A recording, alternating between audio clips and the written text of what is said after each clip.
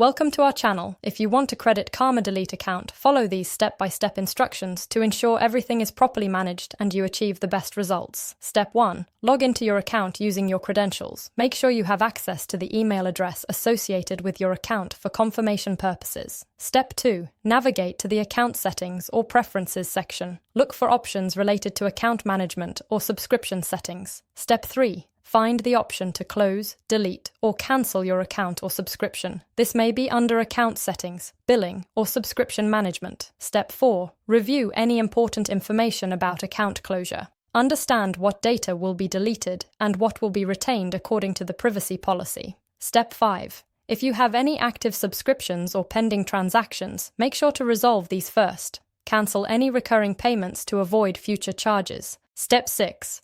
Follow the prompts to confirm your decision. You may be asked to provide a reason for closure or complete a brief survey. Step 7.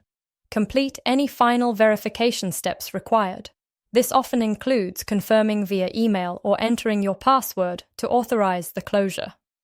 Step 8. Wait for the confirmation email verifying that your account has been closed or your subscription has been cancelled. Save this email for your records in case of any billing questions. Don't forget to like this video and subscribe to our channel.